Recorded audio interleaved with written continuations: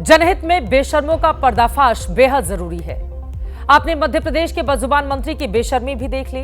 अब मैं आपको एक विदेशी बेशर्म की कहानी दिखाने जा रही हूं, जिसका कथानक तुर्की और मुख्य किरदार यहां के राष्ट्रपति रेचेप तैयप एर्दोगन हैं, जो खलीफा बनने की अंधी चाहत में इंसानियत के खिलाफ चले गए हैं, जिनके लिए पहलगाम में मारे गए 26 बेगुनाह लोग मायने नहीं रखते।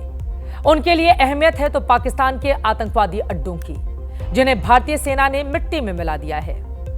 उन्हें दर्द है तो उन 100 से ज्यादा आतंकवादियों के लिए जो पहलगाम के जवाब में हिंद की सेना की कार्रवाई में ढेर कर दिए गए। एर्दोगन भारत के एहसानों को भी भूल गए हैं। वो पाकिस्तान की ओर से भारत पर दागे गए मेड इन तुर्की ड्रोन के संहार से इस कदर बौखला गए हैं कि उनका पाकिस्तान प्रेम बार बार छलक रहा है।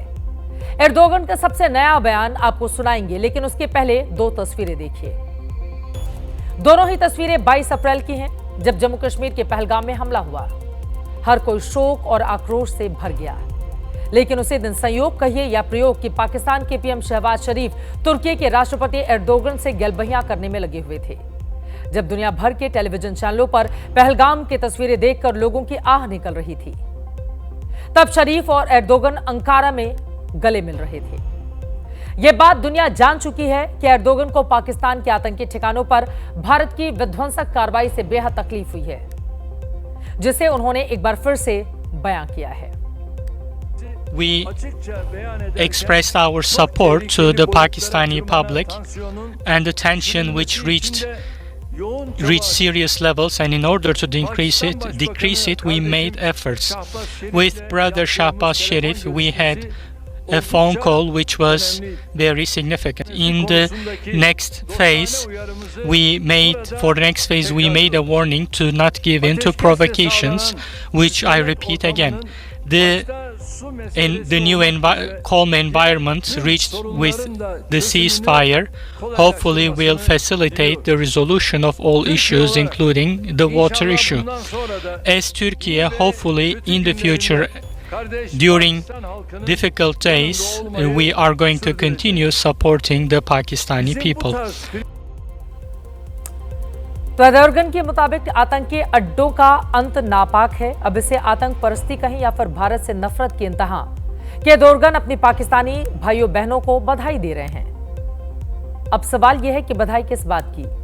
क्या पाकिस्तान की करारी शिकस्त की, भारत की जवाबी कार्रवाई में पाकिस्तान से दागे गए टर्किश ड्रोन के खात्मे की, या फिर सीज फायर के बाद पाकिस्तान के बच निकलने की? ये तो एर्दोगन ही बताएंगे, लेकिन आज मैं आपको उनके पाप का सबसे नया पार्ट दिखाने जा रही हूं। सूत्रों के मुताबिक पाकिस्तान ने भारत के खिलाफ तुर्की से मिले 300 से 400 ड्रोन दागे। यह आत्मघाती ड्रोन थे बायरेक्टर TB2 और यीहा, जिन्हें भारतीय सेना ने लक्ष्य से कहीं दूर हवा में ही ढेर कर दिया। और इतना ही नहीं, खबर तो यह भी है कि तुर्की ने भारत के खिलाफ ड्रोन अटैक के लिए अपनी सेना के ऑपरेटर भी भेजे थे, जिनमें से 2 ड्रोन ऑपरेटर भी मार गिराए गए। प्रधानमंत्री ने ऑपरेशन सिंदूर के बाद यह कह दिया था कि टेरर और ट्रेड साथ नहीं चल सकते। यह बात पाकिस्तान के लिए थी, लेकिन इसे आज तुर्की पर भी लागू कर दिया गया है। अब से करीब 3 घंटे पहले भारत सरकार ने तुर्की के खिलाफ बहुत बड़ा फैसला लिया। नागरिक उड्डयन सुरक्षा ब्यूरो यानी कि BCES ने तुर्की की airport ground handling company Celebi की सुरक्षा मंजूरी तत्काल प्रभाव से रद्द कर दी है। यह कंपनी दिल्ली, मुंबई, चेन्नई समेत 8 भारतीय हवाई अड्डों पर उच्च सुरक्षा से जुड़े काम संभालती है। सेलेबी एविएशन भारत में सालाना 58,000 उड़ानों का प्रबंधन करती है। इस कंपनी की मालिकान तुर्की के राष्ट्रपति एर्दोगन की बेटी सुमय एर्दोगन है, जिनका निकाह बायरेक्टर ड्रोन बनाने वाली कंपनी के मालिक से हुआ है। तुर्की ने बायरेक्टर ड्रोन पाकिस्तान को दिए हैं, जिसका इस्तेमाल भारत के खिलाफ किया गया। राष्ट्रहित सर्वोपरि है, चूंकि तुर्की ने पाकिस्तान का साथ दिया, हथियार दिए, जिनका इस्तेमाल हमारे देश के खिलाफ हुआ। ऐसे में देश की 3 बड़ी यूनिवर्सिटी ने भी तुर्की के साथ हुए करार को स्थगित कर दिया है। इनमें दिल्ली की जवाहरलाल नेहरू यूनिवर्सिटी, जामिया और कानपुर की छत्रपति शाहूजी महाराज यूनिवर्सिटी शामिल हैं। इन तीनों ही विश्वविद्यालयों ने पाकिस्तान परस्त देश तुर्की से हर तरह के शैक्षणिक संबंधों को तोड़ दिया है। तुर्की से 140 करोड़ हिंदुस्तानी बेहद नाराज हैं। आक्रोशित हैं। आम आदमी हो या कारोबारी, हर कोई दुश्मन के दोस्त को सबक सिखाने की अपील कर रहा है। हमारे देश के सैलानी और कारोबारी कैसे तुर्कियों को पस्त करने में जुटे हुए हैं, यह आपको दिखाने वाले हैं। उसके पहले लखनऊ से आई ये तस्वीरें देखिए, जहां पर छोटे इमामबाड़े में तुर्की के खिलाफ विरोध प्रदर्शन हुआ है। बायकॉट तुर्की और तुर्की मुर्दाबाद के नारे लगाए गए। इस प्रदर्शन की अगुवाई शिया धर्मगुरु मौलाना सैफ अब्बास ने की। मौलाना सैफ ने पाकिस्तान की तरह तुर्की से भी सारे रिश्ते खत्म करने की मांग की है। पाकिस्तान के इस मददगार के खिलाफ आम लोगों का आक्रोश चरम पर है। ऐसे में व्यापार, पर्यटन और फिल्म से जुड़े लोगों ने अपनी ओर से तुर्की का बायकॉट शुरू कर दिया है। यकीन मानिए, अगर हमारे कारोबारियों, सैलानियों और फिल्मी दुनिया वालों ने तुर्कियों से मुंह मोड़ लिया तो आतंकिस्तान के इस हमदर्द के खजाने पर बहुत बुरा असर पड़ना तय है। तुर्कियों को होने वाले नुकसान का हिसाब देखने से पहले आपको दुश्मन के इस दोस्त के खिलाफ देशव्यापी आक्रोश सुनाते हैं।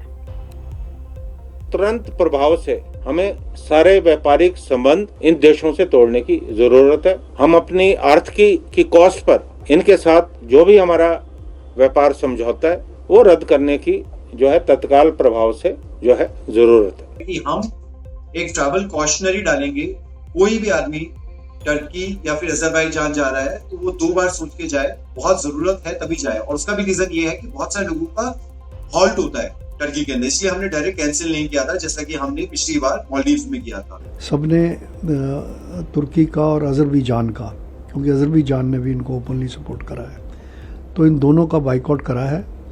और हम इंडियन चेंबर की तरफ से इन सारी एसोसिएशंस के साथ हैं और उन्हें ये भी कहा है कि भाई गवर्नमेंट ऑफ इंडिया को इन दोनों कंट्रीज़ के खिलाफ एडवाइजरी इशू करनी चाहिए। बड़े अफसोस की बात यह है कि हमने उनको मदद के लिए हाथ बढ़ाया, मदद पहुंचाई, वो हमको मारने के लिए हमारे दुश्मन मुल्क पाकिस्तान को ड्रोन दे रहे हैं। इसीलिए मैं समझता हूं कि तुर्की का जो ये रवैया है ये अफसोसनाक है, निंदनीय है और इसमें तुर्की को भी उसी श्रेणी में रखा जाए। तुर्की का बाइकाट होना चाहिए। पर्यटन तुर्की की अर्थव्यवस्था की रीढ़ है, लेकिन अब इस रीढ़ पर चोट करने का समय आ गया है, क्योंकि हमारे पर्यटकों से कमाई करने वाले ये देश आतंकिस्तान का खुलेआम समर्थन कर रहा है। सिर्फ पिछले साल की ही बात करें तो 2024 में 3,30,000 भारतीय तुर्की घूमने गए थे। इनमें से हर एक भारतीय सैलानी ने तुर्की में करीब 3,35,000 रुपए खर्च किए। इस तरह से 3,30,000 भारतीय पर्यटकों ने पिछले साल तुर्की के खजाने में 11,500 करोड़ रुपए से ज्यादा जमा किए। तुर्की की जीडीपी में पर्यटन का योगदान 12% से ज्यादा है। इस मुल्क में 10% रोजगार पर्यटन से ही आता है। ऐसे में अब कम से कम 3 लाख से ज्यादा भारतीयों को तुर्की से तौबा करना ही होगा। वैसे बायकॉट तुर्की मुहिम ने रंग दिखाना भी शुरू कर दिया है और ऑनलाइन ट्रैवल कंपनी मेक माई ट्रिप के मुताबिक तुर्की और पाकिस्तान के एक और हमदर्द अजरबैजान जाने वालों की बुकिंग रद्द कराने में 250% की तेजी आई है। क्लियर ट्रिप से भी तुर्की अजरबैजान की बुकिंग रद्द कराने में 260% की बढ़ोतरी देखी गई है। ईज माई ट्रिप के मुताबिक उसके जरिए तुर्की की बुकिंग में 22% और अजरबैजान की बुकिंग रद्द कराने में 30% का इजाफा हुआ है। बाकी प्लेटफॉर्म्स का भी कुछ ऐसा ही कहना है। सिर्फ पर्यटक ही नहीं, भारतीय कारोबारी भी तुर्की से रिश्ता तोड़ने के पक्ष में हैं। वैसे हम इस देश से मार्बल, सेब, सोना, सब्जियां, चूना, सीमेंट, खनिज तेल, रसायन, मोती, लोहा और इस्पात खरीदते हैं, जबकि हम उसे इंजीनियरिंग सामान, ऑर्गेनिक और इनऑर्गेनिक केमिकल्स, इलेक्ट्रॉनिक गुड्स की सप्लाई करते हैं। भारत ने तुर्की से अप्रैल 2024 में से फरवरी 2025 के दौरान करीब $3 बिलियन का आयात किया, जबकि उसे हमारा निर्यात $5 बिलियन से ज्यादा का था। तुर्कियों को भारतीय फिल्मों की शूटिंग से भी मोटी कमाई होती है, लेकिन फिलहाल ये भी बंद होने वाली है, क्योंकि फिल्मों से जुड़ी 2 संस्था ऑल इंडिया सिने वर्कर्स एसोसिएशन और federation of western India cine employees ने तत्काल प्रभाव से तुर्की के पूर्ण बहिष्कार का फैसला ले लिया है।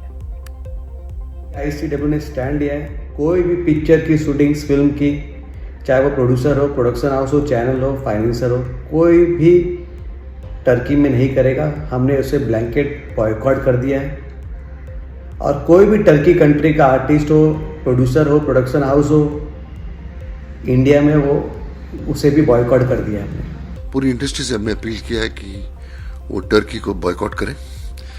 टर्की, अजरबैजान यहाँ पर हमारी शूट्स ना हो, वहाँ के लोगों के साथ काम ना हो और वहाँ पर जाकर शूट ना करें। उसका कारण यह है कि हमारी फिल्म इंडस्ट्री, हमारी एंटरटेनमेंट इंडस्ट्री ने टर्की को काफ़ी प्रमोट किया है, तो टर्की ने ओपनली सपोर्ट किया पाकिस्तान को। तो हम इंडस्ट्री में हम ये समझते हैं कि जो हमारे देश का नहीं है वो हमारा भी नहीं हो सकता, क्योंकि हम भी इस देश के बाशिंदे हैं। हमारी लिए नेशन कम्स फर्स्ट। अब मैं आपको आतंकी देश पाकिस्तान के पैरोकार तुर्की का इतिहास भूगोल भी बता देती हूं। ये एक ऐसा देश है जो एशिया और यूरोप दोनों महादेशों में पड़ता है। इसका 97% हिस्सा एशिया में है तो एक छोटा सा हिस्सा यूरोप में भी है। ये देश 4 समुद्रों के किनारे बसा है। तुर्की की आबादी करीब 8.5 करोड़ है। इनमें 99% से ज्यादा मुस्लिम हैं। पिछले 22 साल से रेसेप तैयप एर्दोगन का शासन है। 2003 से 11 साल तक वो प्रधानमंत्री रहे, फिर 2014 से एर्दोगन लगातार राष्ट्रपति हैं। कहने को वो लोकतांत्रिक तरीके से चुने जाते हैं, लेकिन उनकी छवि तानाशाह की है। कहा जाता है एर्दोगन मुस्लिम देशों का खलीफा बनना चाहते हैं, लेकिन उनके इस ख्वाब के बीच सऊदी अरब के क्राउन प्रिंस मोहम्मद बिन सलमान हैं। एक वक्त था जब पाकिस्तान भी खुद को मुस्लिम मुल्कों का खलीफा बताता था, लेकिन आज इसका वजूद विदेशी कर्ज और भीख पर जाकर टिक गया है।